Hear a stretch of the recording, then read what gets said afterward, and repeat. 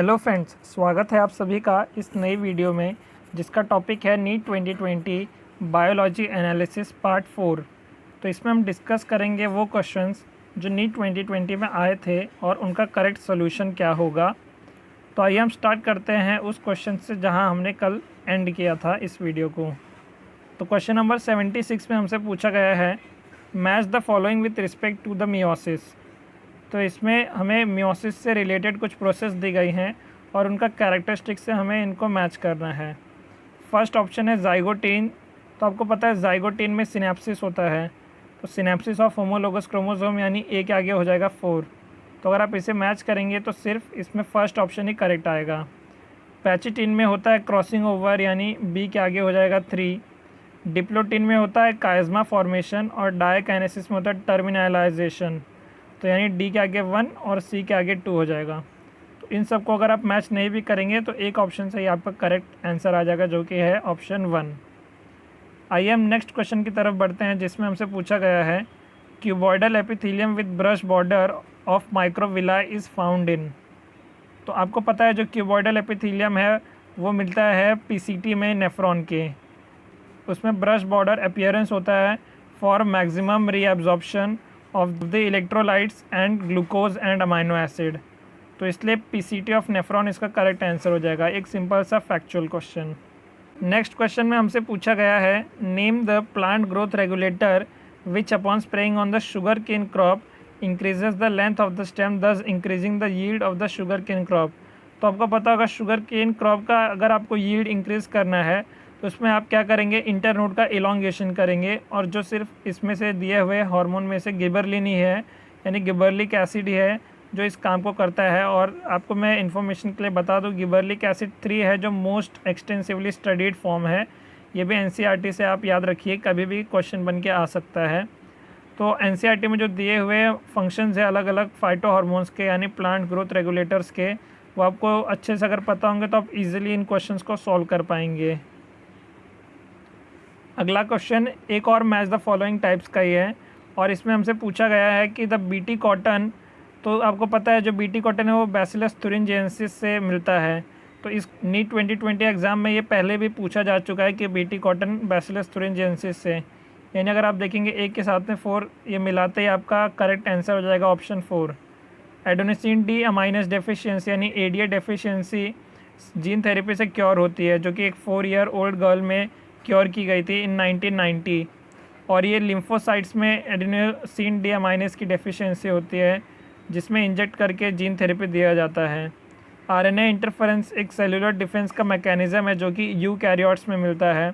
और PCR detection of HIV infection by amplifying the nucleic acid of the HIV virus, जो कि यहाँ पे होगा आरएनए, क्योंकि एचआईवी एक आरएनए वायरस है तो उसका आरएनए को हम एम्पलीफाई करेंगे by using polymerase chain reaction यानी पीसीआर टेक्निक, और इससे हम एड्स यानी एचआईवी को इजीली डिटेक्ट कर सकते हैं।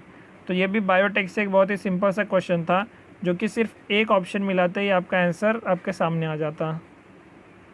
नेक्स्ट क्वेश्चन में हमसे पूछा गया था ओवेरी इज़ हाफ इन्फीरियर। तो ये भी बहुत सिंपल सा फैक्चुअल क्वेश्चन एनसीईआरटी से लिया गया है।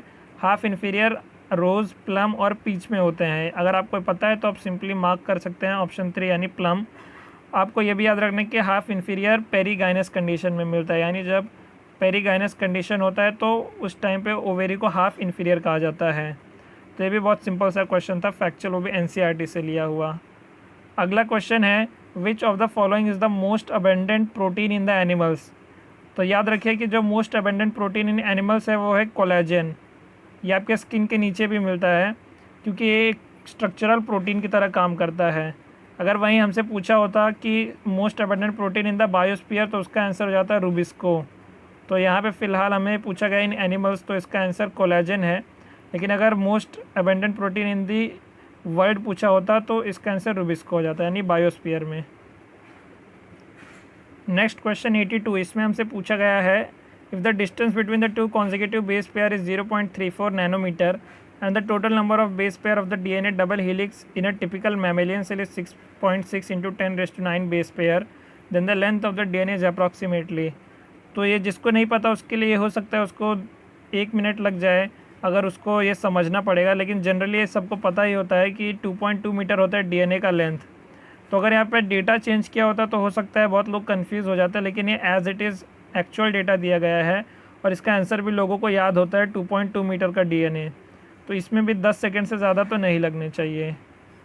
नेक्स्ट क्वेश्चन में हमसे पूछा गया है the first phase of translation is. तो आपको पता है ट्रांसलेशन में यानी क्या होता है, जो अमाइनो एसिड हैं उनको एक सीक्वेंस को अरेंज करके हम प्रोटीन का फॉर्मेशन करते हैं using the mRNA sequence which is in the form of codons.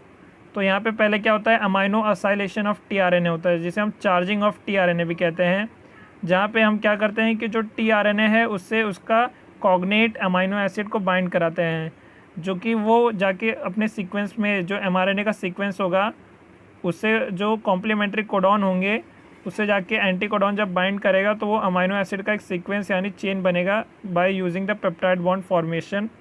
और उस पेप्टाइड बॉन्ड बनने के लिए अमाइनो असाइलेशन होता है, यानी ATP का उससे चार्जिंग किया जाता है अमाइनो एसिड को। नेक्स्ट क्वेश्चन में हमसे पूछा गया है which of the following hormone levels will cause the release of ovum from the Graafian follicle. तो ये मेंस्ट्रुअल साइकिल से एक सिंपल सा क्वेश्चन है, इसमें हम ऑप्शन दिए गए हैं हाई कॉन्सेंट्रेशन ऑफ प्रोजेस्ट्रॉन। तो ये हो नहीं सकता क्योंकि प्रोजेस्ट्रॉन तो ओव्यूलेशन के बाद होगा, और यहाँ में पूछा गया है will cause the release of ovum, यानी ओव्यूलेशन के पहले वाला इवेंट होना चाहिए। तो फर्स्ट तो एलिमिनेट हो गया। लो लेवल ऑफ LH ये भी गलत है क्योंकि LH सर्ज होता है, यानी LH का वैल्यू बहुत हाई होता है ना कि कम।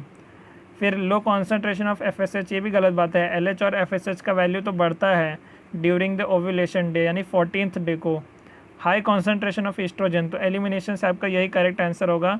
और अगर आप इसका मेंस्ट्रुअल साइकिल का ग्राफ देखेंगे तो उसमें भी कॉन्सेंट्रेशन ऑफ ईस्ट्रोजन हाई होता है ड्यूरिंग द ओव्यूलेशन यानी 14 day of the menstrual cycle को।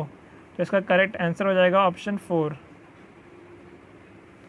अगले क्वेश्चन में हमसे पूछा है flippers of penguin and dolphins are example of. तो ये भी बहुत ही सिंपल सा क्वेश्चन है। आपको पता है जो flippers of penguin and dolphin होते हैं वो एनालॉगस ऑर्गन्स होते हैं, और जो भी एनालॉगस ऑर्गन्स होते हैं वो कन्वर्जेंट एवोल्यूशन शो करते हैं। इसे आप AC से याद कर सकते हैं, एनालॉगस कन्वर्जेंट एवोल्यूशन शो करते हैं। अगर आपको मैं बता दूं होमोलोगस का, तो होमोलोगस डाइवर्जेंट एवोल्यूशन शो करते हैं, यानी उसे आप HD से याद कर लीजिए, और एनालॉगस कन्वर्जेंट शो करते हैं। तो यहाँ पे आपको पता है ये एनालॉगस ऑर्गन्स है, तो इसलिए इसका आंसर हो जाएगा कन्वर्जेंट एवोल्यूशन। इंडस्ट्रियल मेलेनिज्म तो बिस्टन बेटुलेरिया और बिस्टन कार्बोनेरिया में दिखा था, तो ये गलत हो गया। नेचुरल सिलेक्शन का एग्जाम्पल नहीं है। एडेप्टिव रेडिएशन में तो डाइवर्जेंस होता है ना कि कन्वर्जेंस। तो इसका करेक्ट आंसर हो जाएगा ऑप्शन 1, क्योंकि यहाँ जो पेंगुइन और डॉल्फिन दोनों भी सेम एनवायरनमेंट में रहते हैं, लेकिन ये दोनों का फ्लिपर्स एक तरीके डेवलप हुआ, इसलिए कन्वर्जेंट एवोल्यूशन दिखाता है। क्योंकि ये लोग का एनवायरनमेंट सेम है लेकिन ये अलग अलग क्लास को बिलोंग करते हैं। जैसे कि जो पेंगुइन है वो एव्स को बिलोंग करता है, जो डॉल्फिन है वो मैमल्स को बिलोंग करता है। लेकिन दोनों भी वाटर से रिलेटेड होने की वजह से दोनों में जो फ्लिपर्स है वो कन्वर्जेंट एवोल्यूशन शो करते हैं।